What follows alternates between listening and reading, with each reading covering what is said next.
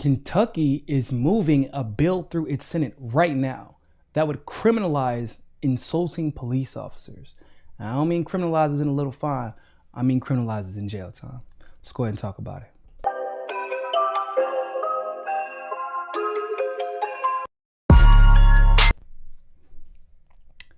So, Kentucky Senate right now is moving a bill through its Senate to criminalize, literally criminalize, insulting a police officer. Now, I cannot be clear enough. Y'all know how sensitive these police officers are. Because somebody's going to ask me, well, Niko, why are you putting quotations around insulting in the title? Because if you've ever been around a situation where a police officer feels insulted, like, by the way, I literally had to stand outside when a police officer felt insulted by my neighbor, who he then arrested and blamed for all the break-ins in my building. And then 24 hours later, because he's a black guy with dreads, and this is a nicer building, and then 24 hours later, they found out it was a white Latino guy who was doing it, like, because he felt insulted. And if me and his brother hadn't stayed downstairs, probably would have gotten his ass whooped. That's what they mean by insulted. That's why I put quotations. So let's check this article real quick, talking about this issue. Kentucky bill would make it a crime to insult a police officer. This is in CBS News. A bill moving through Kentucky Senate would make it a crime to insult or taunt a police officer during a quote unquote riot. Once again, what do they define as a riot? Right, exactly. We don't know. Supporters say the bill targets people who unlawfully cross the line, but opponents call it a blatant attempt to crush protests and a violation of First Amendment rights. Yeah, let's call it what it is. It's fascism. It is literally fascism. It is the caricature of USSR communism, which is really just 2021 Americanism. Okay, all right. As long as we got that cleared up. Senate Bill 211 mandates up to 3 months imprisonment for a person who accosts, insults, taunts, or challenges a law enforcement officer with offensive or derisive words, or making gestures or other physical contact that would have a direct tendency to provoke a violent response from the perspective of a reasonable and prudent person. Oh my God, ladies and gentlemen, since when the hell have police officers been reasonable and or prudent? I'm gonna repeat that again. They said the gestures or physical contact that would have a direct tendency to provoke a violent response from the perspective of a reasonable or prudent person. Ladies and gentlemen, most of you all know, if you've been following the show for a while, I was jumped in a Burger King in downtown Miami. Do you know what the gesture was? I was jumped by cops, 6 cops actually. Dislocated my shoulder, tore my rotator cuff, and kidnapped me in a hospital for falsified an arrest affidavit. And almost every lawyer in Florida, literally civil rights lawyers in Florida are terrified of Miami PD, and they're scared to take the case. You know what my violent gesture that was determined to be illegal and in the consideration to be arrested by a reasonable and prudent person was? It actually wasn't my gesture. 3 other girls actually were arguing, but I was the only black guy in the establishment. So I was sitting there waiting for my food like this with my phone in my hand. And next thing I know, somebody was grabbing my neck. And then I was arrested for resisting arrest. That's their definition of reasonable and prudent. That was just one person, by the way. That was just me in a Burger King, not at a protest. It's about to get bad, bro.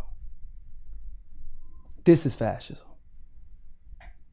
A person convicted of this misdemeanor charge could also face a $250 fine and be disqualified from public assistance benefits for 3 months. Do you know what they're saying, people? They're literally trying to target black people. That's what they're doing.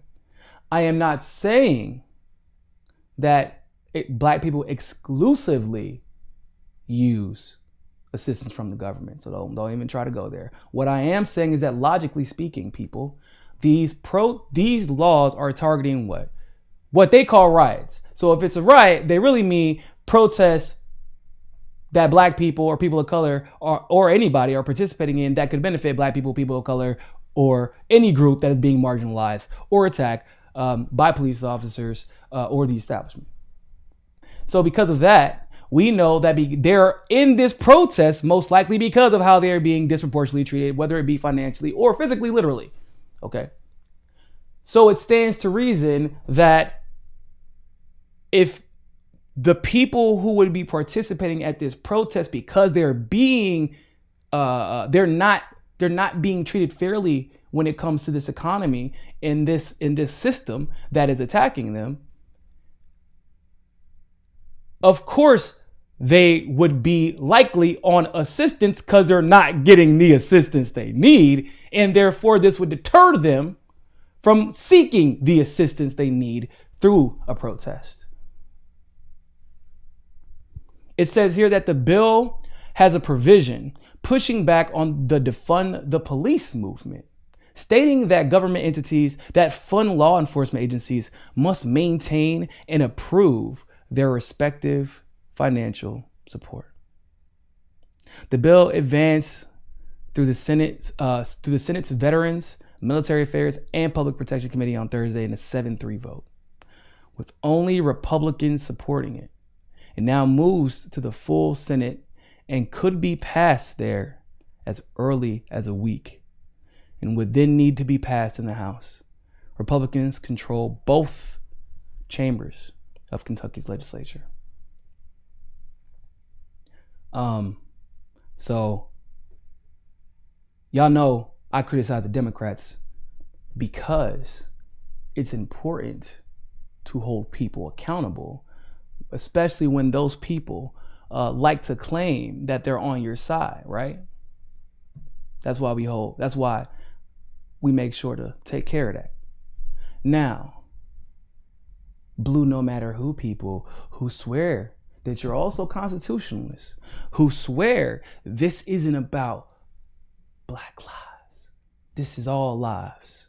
Well, all lives for participating in a First Amendment right are about to be detrimentally affected. To protect the cops by way of the very government that you're always criticizing as being too large and over patriarchal. Where you at, bro? Where you at, bro? That's what I'm trying to figure out. I mean, once again, taunt a police during a quote unquote riot. Once again, what do they call riots? Anything anti-establishment, truly anti-establishment, that would exclusively benefit the people over the establishment.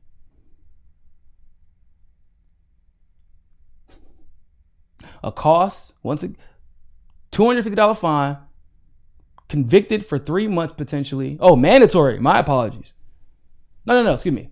Convicted, misdemeanor charge, could also face a $250 fine and be disqualified from public assistance benefits for 3 months.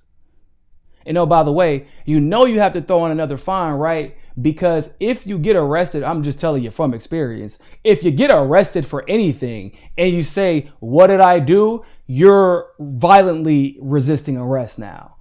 That's how the game goes.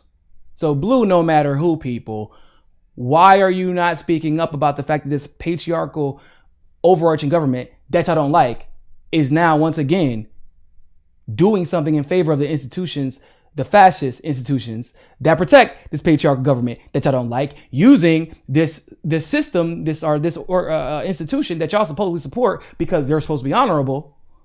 If they're honorable, they wouldn't be getting bills passed like this to protect them by the very government that you hate. So let's keep it consistent, people. Let's make sure we keep that same energy. I would like to know what y'all think about this. Like this video, share this video, leave a comment below. Don't forget to subscribe, but always remember, more than anything else, Find your balance. Peace.